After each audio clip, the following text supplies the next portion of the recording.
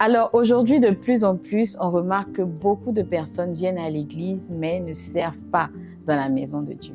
Déjà que c'est difficile de réveiller le monde le dimanche matin et de garder l'habitude du culte.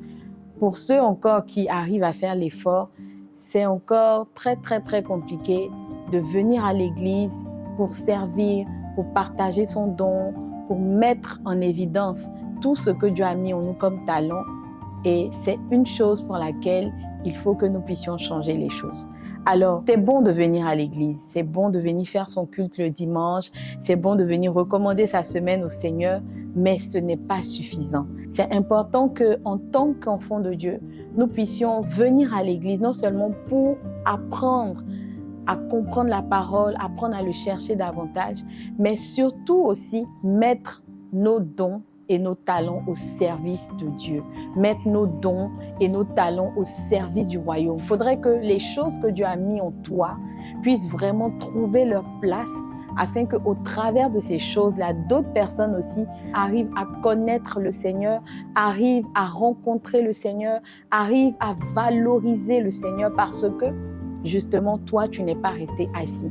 Alors, quelles sont les choses que nous devons regarder ou considérer lorsque nous voulons faire le service de Dieu? Rapidement, je veux partager avec toi 3 secrets pour réussir son service dans la maison de Dieu. Secret numéro 1, aimer le Seigneur.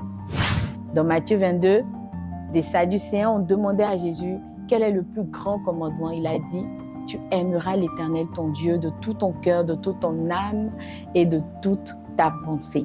Alors la première chose pour quelqu'un qui veut servir Dieu, ce n'est pas d'abord d'être talentueux, ce n'est pas d'être fort, ce n'est pas d'être excellent.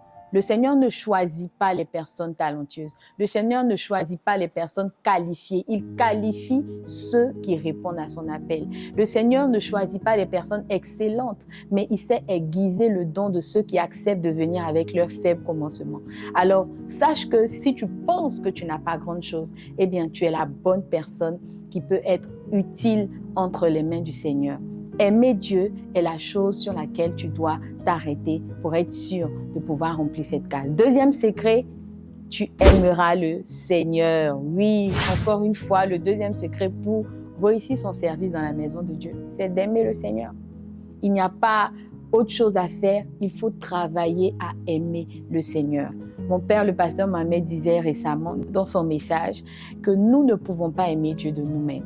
Mais nous pouvons demander à Dieu de nous faire connaître son amour pour nous, afin que nous puissions refléter l'amour que nous allons découvrir en lui. Alors, plus tu vas demander à Dieu de te révéler son amour, plus son amour va déborder dans ton cœur et plus tu pourras aimer Dieu afin de le servir.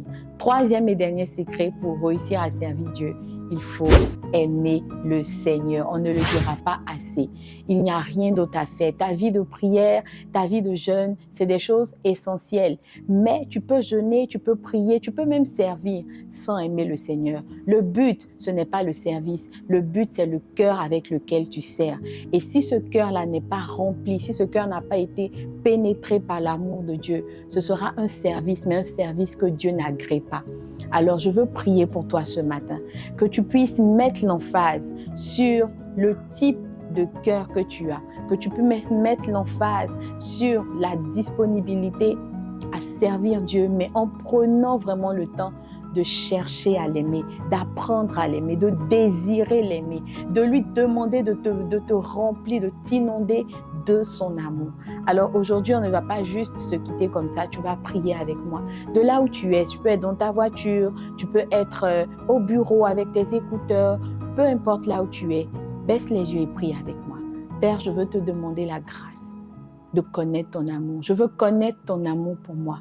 Je veux que tu me révèles l'amour que tu as manifesté pour moi, que je lis dans la Bible. Je veux l'expérimenter afin que je puisse le refléter dans mon service. Je ne veux pas juste être dans ta présence, mais je veux être utile en tes mains. Il y a plusieurs personnes qui attendent, comme moi j'ai attendu il y a quelque temps, que tu te révèles à eux. Alors utilise-moi comme un instrument afin que tu puisses toucher ces personnes.